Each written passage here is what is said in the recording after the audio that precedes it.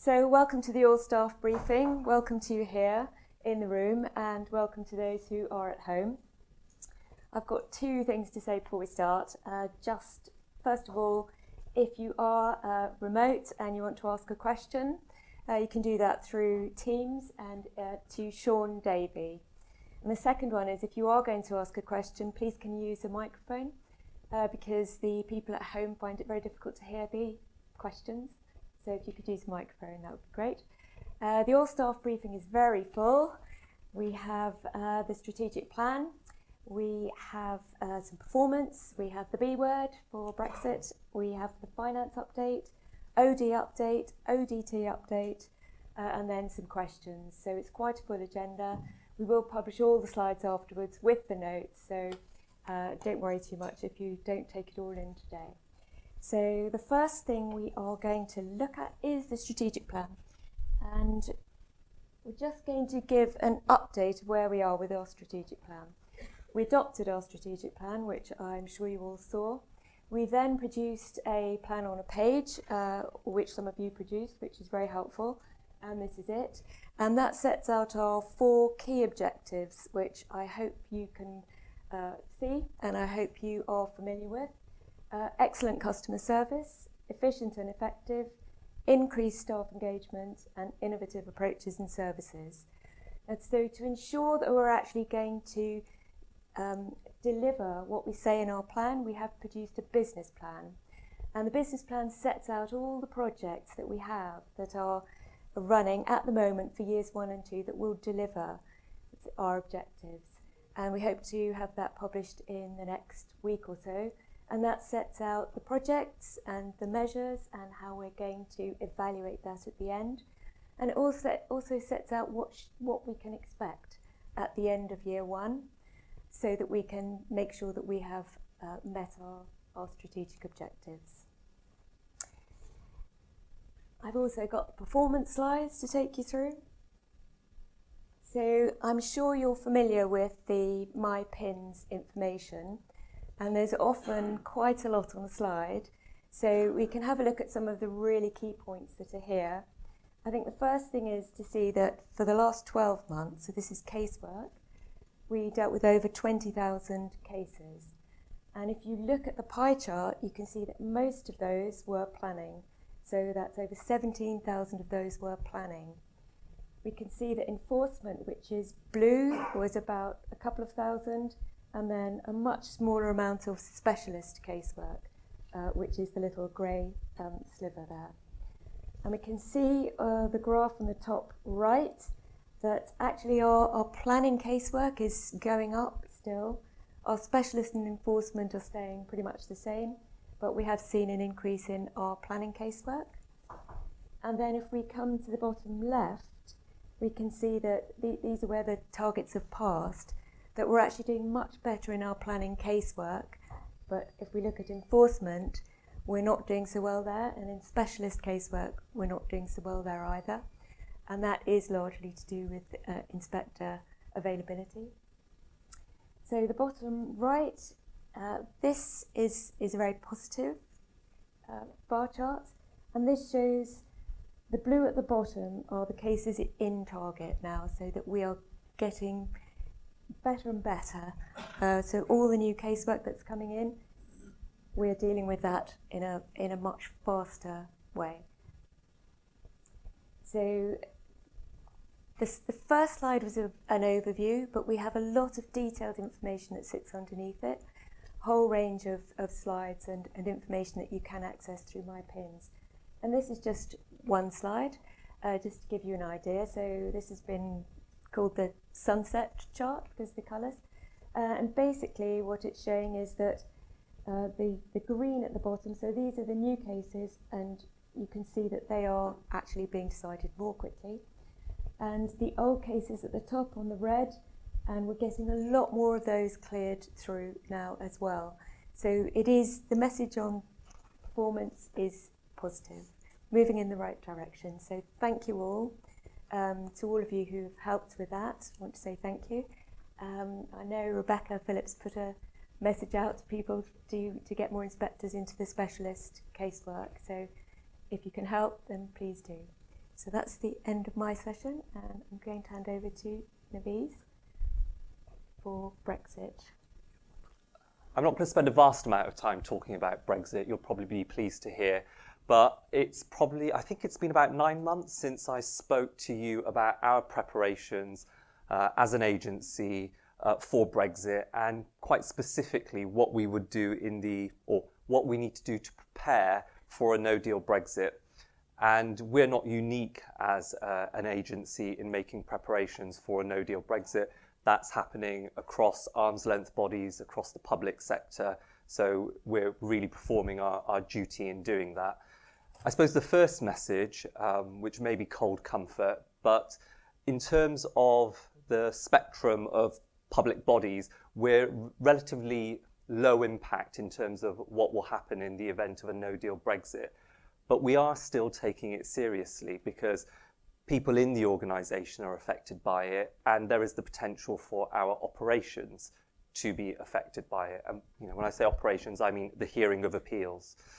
So we assembled a group of people, heads of service from corporate services, and Pauline Lane, who's representing operations, to take a risk-based approach to a no-deal Brexit. So if a no-deal Brexit happens, what would we do? And we grouped our work into 4 main areas. So first is, what would be the impact and risks to our operations? The second area is our people. The third is our data. And the fourth is the buying of goods and services. So we assessed that those were the key areas that we needed to think about in the event of a no-deal Brexit. Now, we did a lot of the preparation in the run-up to the 31st of March and the 12th of April. So we assessed the risks. I say we, it's the royal we, the team, and many of you in the audience will have assessed the risks and carried out a work programme to reduce the impact of those risks to the Planning Inspectorate. Unsurprisingly, there's still a lot of uncertainty, and some of that uncertainty is around how this will impact people and some of our staff who are EU nationals. So just to reiterate, there are 2 main resources for staff who are EU nationals. One of those is on our HR pages, and it's the page, if you search for UK leaving the EU, you will come up with our advice to our staff who are EU nationals. In addition to that, on the MHCLG intranet site, which you can access via our intranet site, there is a page which is the page for the EU Nationals Network, which is a group of CLG staff who are EU nationals, and they offer advice and support as well to CLG and PIN staff who are EU nationals. The other area that I just wanted to touch upon is how we're going about mitigating risk to our operations. And Pauline couldn't be here today, so I probably won't do full justice to what she would say were she here. But if you do have any specific concerns, I'm sure Pauline won't mind me saying that. I would encourage you to speak to her. But we will continue to issue advice to staff in the run-up to the 31st of October in relation to what you need to know and what you should be doing in relation to Brexit. And our assessment around the impact of a no-deal Brexit has really been about 2 things. One is, how might law, regulation around planning and our work change, both in the run-up to Brexit and after Brexit? And the second area is, might there be some general disruption, like you see, we've heard about potential queues at ports. So we're just thinking about how might that disruption impact our operations, and executive team and members of the business continuity plan response team will be meeting regularly in and around Brexit to deal with any impacts of disruption to our operations. So it's really a message to say there is work going on. Much of it is behind the scenes. Overall, we think the impact on the agency will be low in the event of a no-deal Brexit, and keep an eye on the intranet for more communications in the run-up to the 31st of October.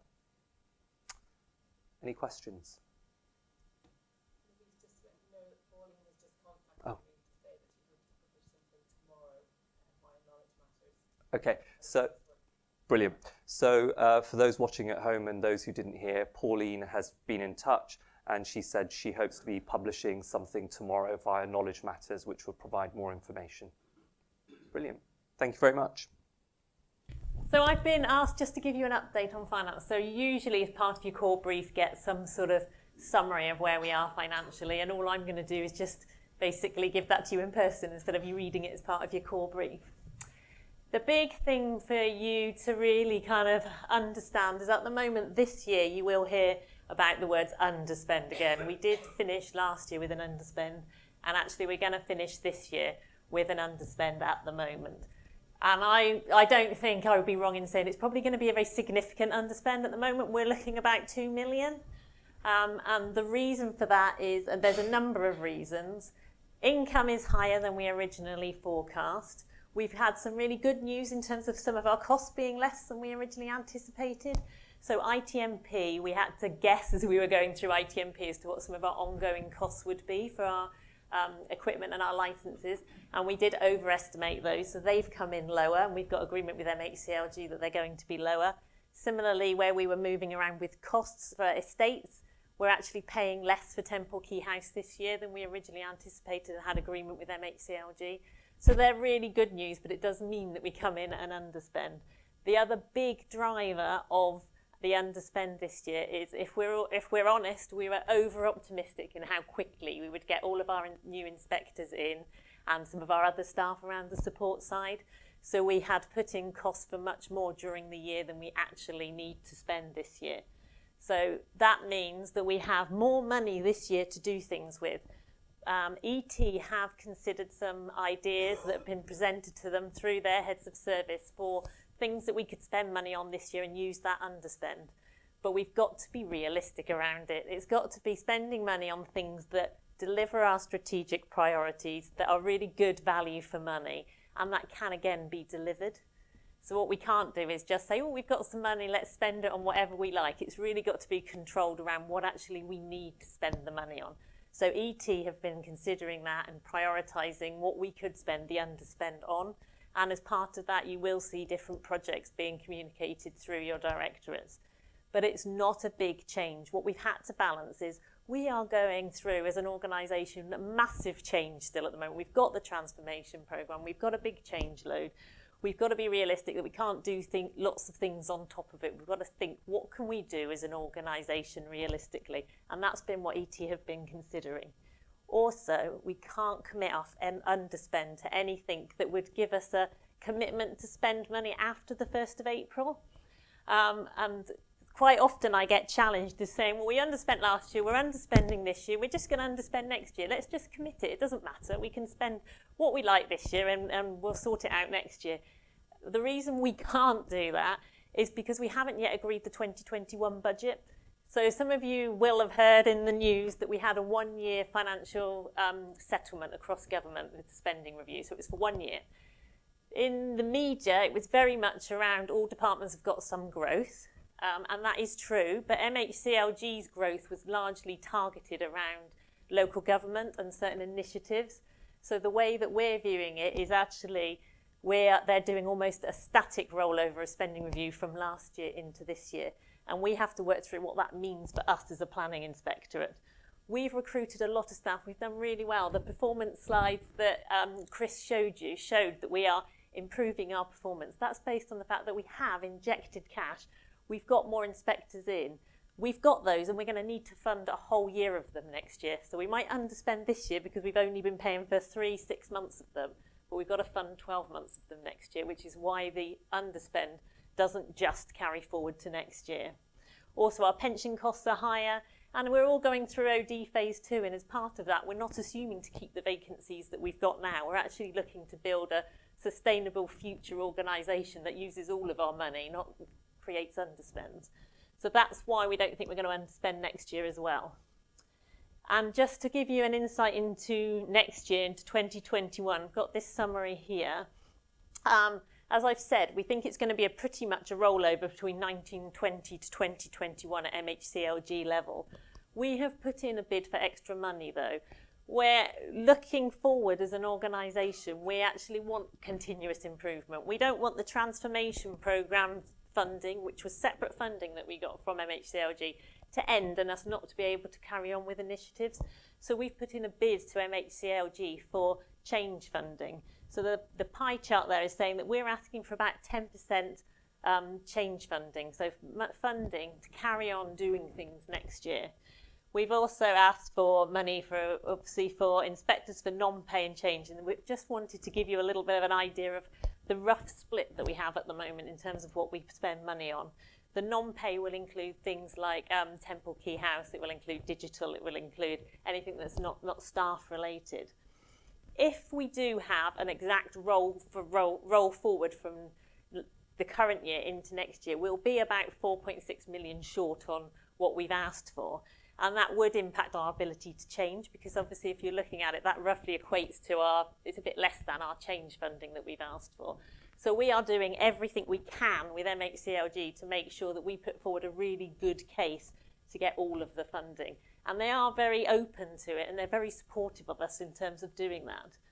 So in terms of our next step, we are reviewing, MHCLG will be reviewing our funding request alongside all of their other calls for all of their other departments and all of their other ALBs. We are working with them to explain why we need the money and what difference it would make. At the same time, we're reviewing our forecast, because we live in a dynamic world, nothing stays the same. We estimate what we're going to spend, what our income's going to be in November, and by January it's different. So we're keeping on top of that, refreshing things, making sure we're up to date.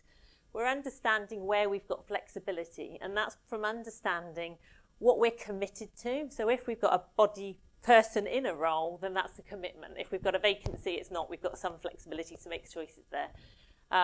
Where we're buying things, we call it discretionary spend, but where we haven't contractually committed to a spend, we're trying to understand where we are on those.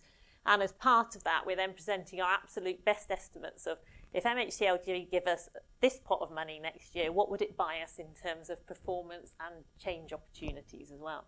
So that's kind of what we're doing in finance, and that's the whistle-stop update for you. Roger Thomas, Enforcement. I'm just a little concerned, because we have a tradition in PINS of underspending. And it generally means that when we get into the next financial year or financial agreement with the government, we get less money. And, you know, it is an ongoing concern, because, you know, we're talking about performance, and we're not going to deliver performance. It's not just a question, what I'm saying is, it's not just a question of inspector resource, it's also a question of admin resource in procedure. And we are desperately in need of more staff. If we're to smash these targets, we need more staff on the ground. And I know I keep going on about this, but we also need staff who grow into the jobs and who develop, because what we're doing at the moment is we're taking a short-term approach to this question. We're bringing in people for 6 months, 12 months, 10 months. We need permanent staff here who grow into the job, grow into the business, and develop as case officers and in other roles in administration. And for that reason, you know, I've got to say, I'm once again, I'm absolutely shocked that we're underspending, because, you know, this government isn't interested in giving us more money. Yeah, they're interested in taking it away. Yeah, so. You raised a few points there in terms of the underspend this year. Don't lose sight of the context, which I probably didn't put up there. It's an underspend against an extra £10 million that we were given. So on top of our normal ongoing budget that we had previously, they gave us an extra 10 million. So we are underspending, but we're still spending way more than we've spent previously. With the underspend that we're talking about is on top of all of that extra money that we've already spent. So it was they gave a £10 million injection into us this year. It's just when we asked for that 10 million, we did say we were going to recruit about 100 inspectors and caseworkers as well. We were looking at it at both sides, not 100 caseworkers, but caseworkers as well as inspectors. And we were just over optimistic as to how quickly in the year we could get them. So we are still spending a significant sum of money in extra on top of what we've had in previous years. And so when they're looking at future settlements, we're already ahead of where we were previously. And that 10 million, when we've talked about a rollover of this year into next year, we've been very firm in saying about 7 million of that you can't treat as one-off, because we have put it directly into permanent staff. And that's an ongoing commitment for us. So we've been very clear with NHCLG on that, and they have recognised that as well. So when we're talking about being short next year, it's on top of the permanent staff that we've already brought in, and they're recognising that we've got that. And in terms of your other question around bringing in people for 6 months, 12 months on fixed term contracts, in the support side, that is ahead of OD phase 2. So it's not a funding requirement that's led to that. It's been a business decision in relation to making sure that we get all of our structures right and agreed through OD phase 2 before we recruit permanently. So it's not funding that's driving that as much as it's a strategic decision around OD phase 2. We'll move on, if we may, and have more questions at the end. So we'll move on to an OD update now from David. Hello everyone. Can everyone hear me at the back? Yeah. Organisational design. You'll be familiar with this slide, I hope, as a kind of a reminder about the progress that the design group has been making, and the various kind of signposts and stages that we've gone through in the process. Remember, that commenced in June properly and is moving forward towards its expected kind of conclusions in the end of September. This is kind of where we are. We started off obviously from understanding where we were in terms of the roles we had. We applied the design principles of OD1 and evolved them to a more detailed level, then looked at the nature of the people that we engage with, worked out whether we had the capability to respond to the tasks that they anticipate, and then began to move into this phase of really trying to understand what it was that a new structure would require. And again, we can see we're pretty much through there, not entirely through that point, and we're at this critical stage, I think, for all of us, inspectors and the support teams, that they help in understanding the shape of not only the key operational directorate, but also, of course, strategy that supports it, and indeed the corporate services that underpin the work we do. So very much at that critical phase of understanding, the physical nature of how these groups are going to look and how they're going to operate together. Then, of course, we're looking towards implementation, which will, after the designs, the final design has been agreed, we'll move towards the implementation stage, which will be in October and through November to December, with the firm expectation that we will be operational in the new year.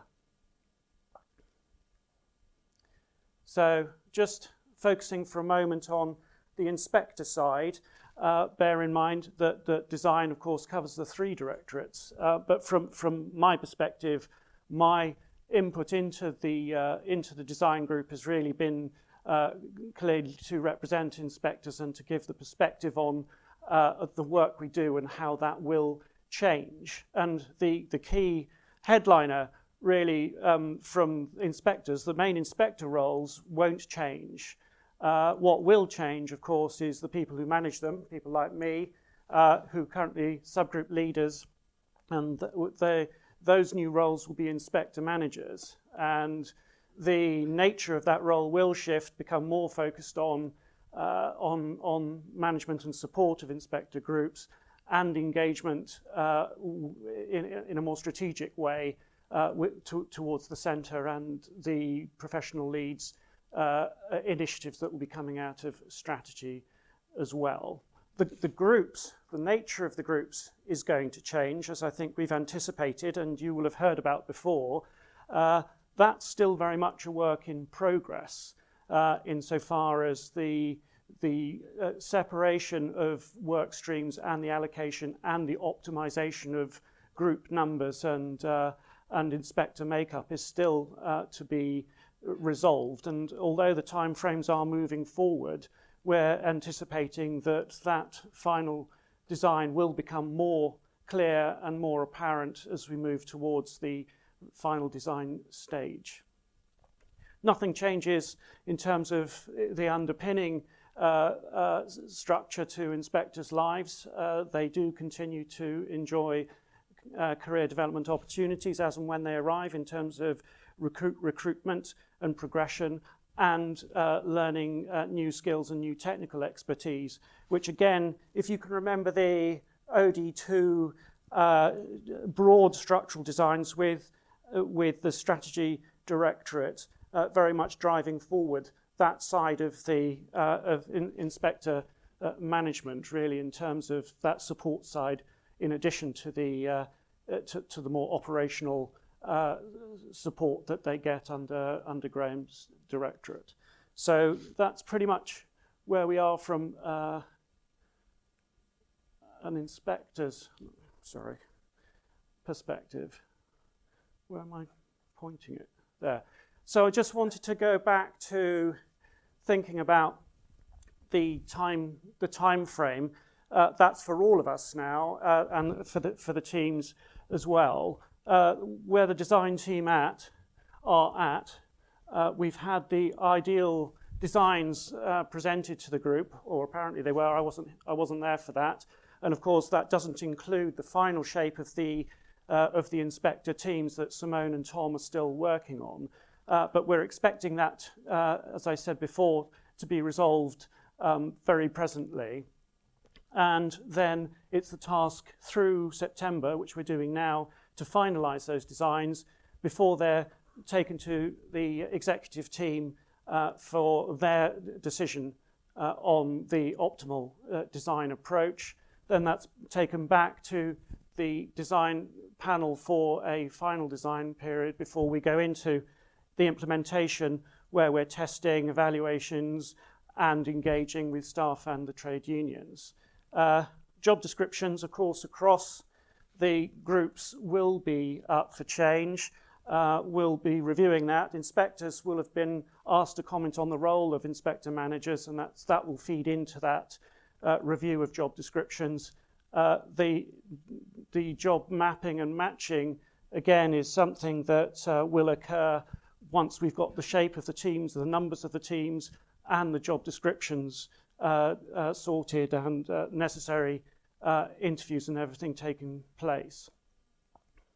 After that, it's the job of matching those outcomes and delivering them to staff, and getting it up and ready to go for the 1st of January.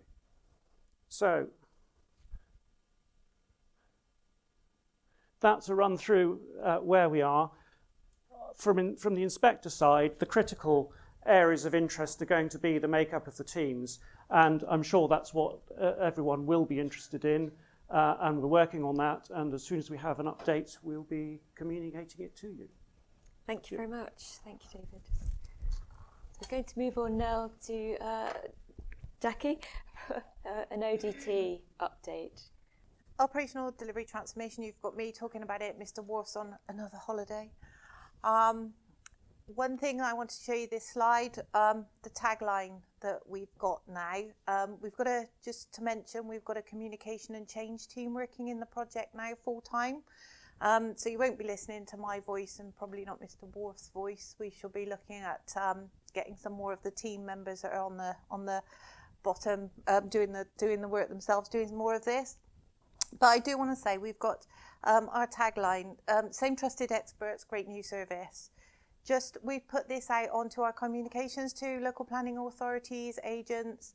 It's just to say, look, we're doing the same work. We still want to support you, but we just want to do it in a new way. So just a reminder, what is ODT? We've had some feedback about, I thought you were just replacing the portal, didn't realise what you were doing in the backstage, didn't realise you had a beta team. Just want to reiterate some of those things. We will be replacing the appeals portal. You've seen quite a lot of that. It's something that we're really proud of. It's now live. We'll go into that in a minute. People are using it for real. It's very scary. Went live on the 7th of August. We all stood around a big screen waiting for the flood of appeals that came in, and nothing happened for hours. We did have a sweepstake, which I do believe Sarah Hopkinson won, but we got the case on the second day. So we will be replacing that. We will be replacing Horizon. We are starting with the Section 78 PCO. We are starting work now on some of the designs for the other teams. And yes, we've done design. This is putting the flesh on the bones, making sure, double checking that we've got all the right things. We will be replacing movement and work record. Don't ask me when, but that is part of the overall ODT. So making it easier for inspectors to record their time, not going to somewhere else, a different spreadsheet. Remember, one of the things about ODT is all casework in one system. That means some of the support for casework, so the movement and work record. Inspector scheduling system, you're not going out and in different places. Inspector scheduling system, we will be replacing that. We are looking again on the business rules around automated charting, so not a person doing it, someone saying, this is an idea, what do you think?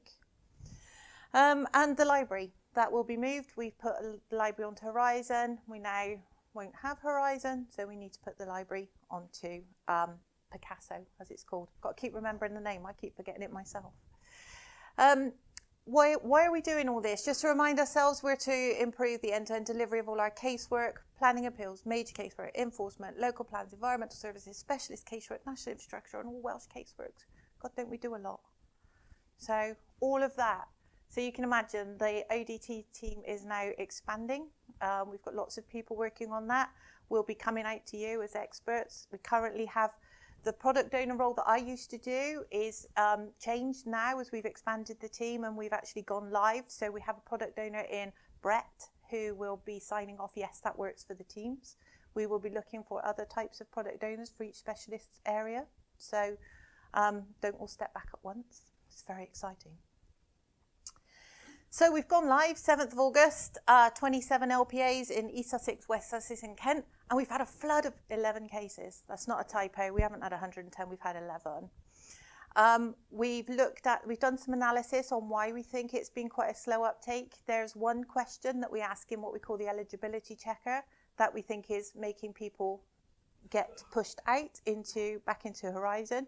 So we're going to make a change to that question and see if we can get some more in. We've deliberately kept the cases that can come through very narrow. So it's decided Section 78 planning appeals, okay? Just so that we can prove the point, and we're making sure that we get everything that we need and make changes before we release it to the rest of the world. They're all in programs, so we've got 5 inspectors working with us. They're all in their programs. They came in last week. We showed them what to do. They all seemed really enthusiastic about it. We've received 5 questionnaires, so 5 LPAs have interacted with us through the new system. We've gone back to them.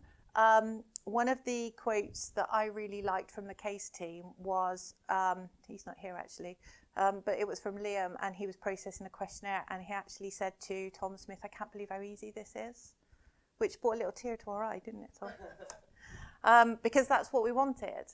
LPAs, yes, there have been some things that we don't quite understand that question, or, what do we do? We usually put this in one document. How can we upload it? We've all worked with them and taught them through it, but generally it's been very positive from them. So we are going back to customers to discuss their experiences. We've got a survey, because why wouldn't we? Everybody does one now. But we will go specifically to targeted people that have interacted with us about that and ask questions. So what have we fixed? We have made changes already. So part of I always call it CSI because I like it better, but CI, continuing improvement. The ACP landing page, so how you get to submit a new appeal, you still go through to the old ACP page, so the old planning portal, and then it directs you.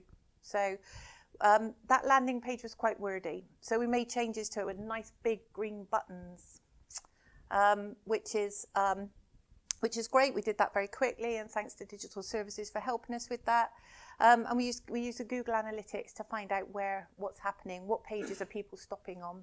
And we do have sometimes running, and I think we're going to get it up and running, the analytics running on a live screen, so it's quite exciting. It shows you where people are logging into, including San Francisco, but that was only the delivery manager who was on holiday there, so we don't count that. A lot of our customers use Safari, so 1 in 5 customers. There were some issues with it in the browser. We've made changes and there are no longer issues in that. Uploading of plans, we were getting feedback that we'd not let them do enough plans. They didn't understand the questions. We've made changes to that.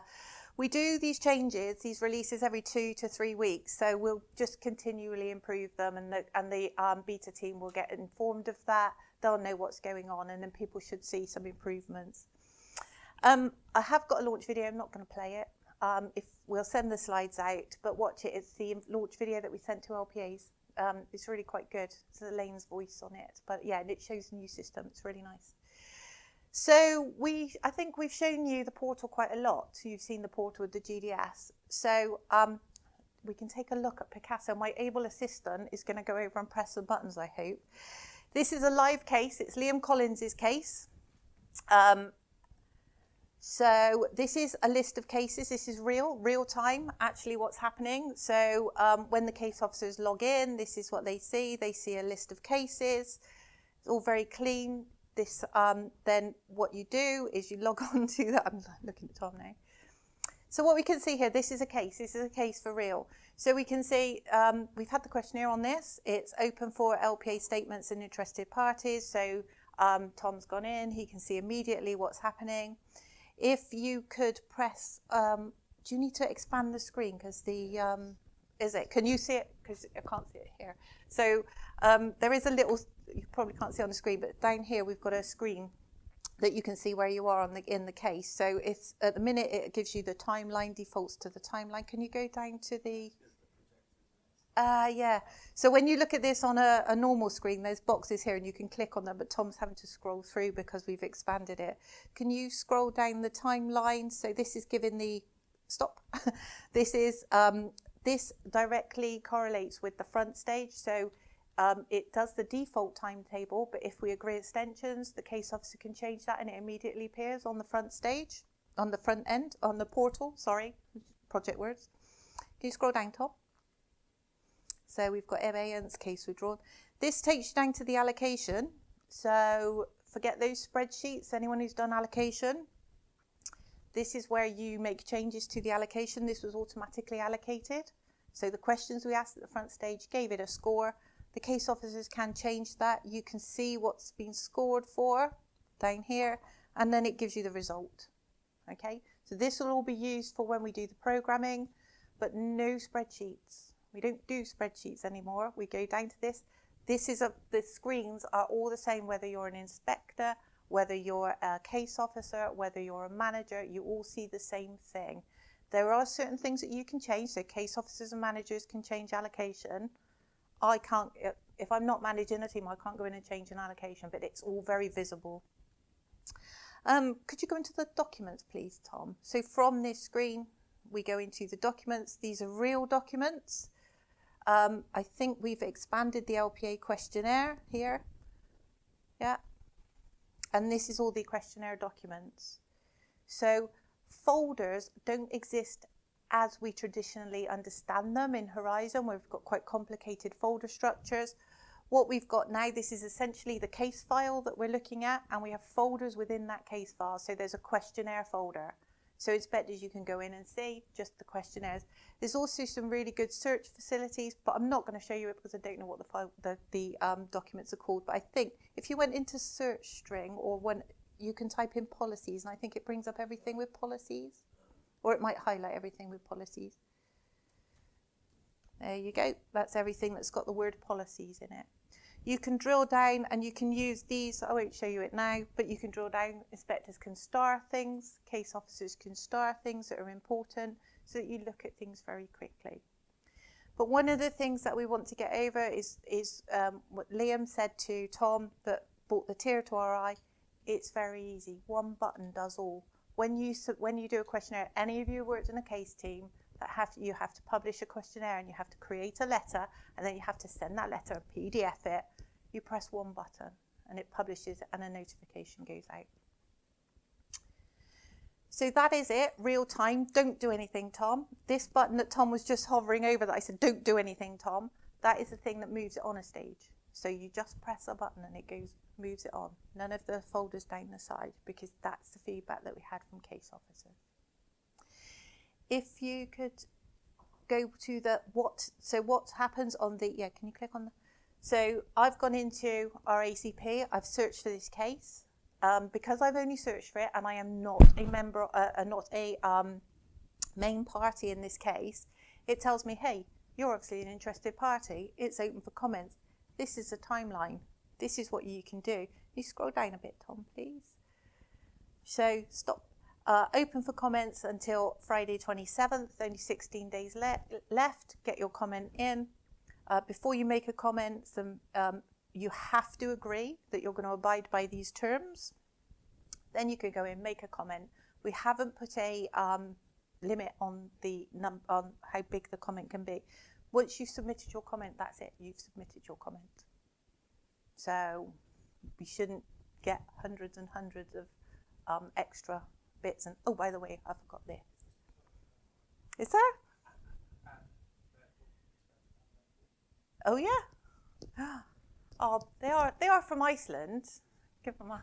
But yeah, we will get that changed. Thanks, Matt. Yeah. Yeah, scroll up from that. But yeah, so if it was agreed that there would be an extension to time for submission of comments, and Liam had made the change on the timeline that we saw in Picasso, that would immediately keep this open for longer. If you want to see more, the beta team. So the beta team are Brett Highway, Sarah Scott, Rachel Smith, and Liam Collins. I can't remember and Tom. Oh, and Peter Line. Yeah, and Peter. Peter does our validation. I'm just trying to think of case officers. If you do want to have a look at it, come and see us. We're up in the ODT area. Get in touch with Tom, and Tom can take you through some of it. We've got a training area as well where we can show people and we can sort of mess about with things. But that's it. Anyone got any questions? Yes, Mark. I was just wondering if there's any information on how people who don't have access to the internet are integrating with the new system, whether there's been any impact for people who, third parties, for example, who send in letters and stuff like that, because we're very well having this stuff online, but obviously there are still a substantial number of the population who interact with us in different ways. Yeah, we have to take account assisted digital, what we call assisted digital. So what we would expect those people to do is say, how do I make that submission? The advice would be, you can ask somebody to do it on your behalf, because when you're an interested party, you can do that. If they do insist on sending it by post, so interested parties in particular, we would accept it, we would scan that in, but we want to try and keep that to a minimum, so that's the exception rather than the rule. To submit an appeal, it should be electronic. We will not have the traditional paper appeal forms. This is a government-wide initiative. It's not something that PINS has made up. You need to get an agent, or you get somebody to do it for you. That's how we have to do it. Then you know, I don't want to sound harsh, but they need to get with the program. It's not something that we're making up. No, because we can assist them. So if necessary, we can assist them. So if that means that part of our customer service role is we do that form for them, but it still needs to be electronic. Any other questions for Jackie while she's standing there? Oh. Good. Thank you. Thank you. So we have got a little time for questions. I don't know if any have come in from... We've got a couple online, actually. Jean Russell says, this is to OD, when can we expect a corrected survey on the IM role to be sent out? So this is the survey. Graham, are you able to take that. Jeannie, the original link is still works. The questions have been updated, but the updated email went out from Simone, I think, last Friday, about 12 o'clock on Friday. Thank you. Yeah, and there's another question from Jeff Underwood on OD again. He says he's not clear how the proposal that inspectors will be based in Tom or Simone's areas would ensure the development opportunities for inspectors in terms of promotions and or broadening experience. It appears that groups of inspectors mixed between the two areas or working across both have been ruled out. Is that correct? Graham? Thanks, Jeff. So although inspectors will have a home base, as in they'll have a home team, there is an expectation that they will work across not only potentially other areas within Tom and Simone's team, but also in the other one as well. So everyone has to have a home in order to be managed and supported, but there's every expectation that inspectors will be able to learn new skills as well as practice in the other areas. What we do need to do, though, is set up a mechanism to make sure that actually works in practice. And I imagine the inspector managers will be crucial in terms of understanding those needs and expectations of their inspectors, and also then seeing that through and making sure they get those opportunities. Thank you. No other questions? Are there any other questions from those of you who are here, for any of the panel? Okay, well, I just want to thank you all. Thank you very much to everyone who's presented. And as I said before, the slides will be published on the internet and they'll have the notes attached to them. And come and talk to any one of us if you want to know anything further about any of the topics covered. So thank you. Thank you all. Oh, feedback. One moment, don't go. Yes, your feedback matters. Survey on the events page, just to do a quick survey and click the green one there. Okay, thank you all. Thank you very much.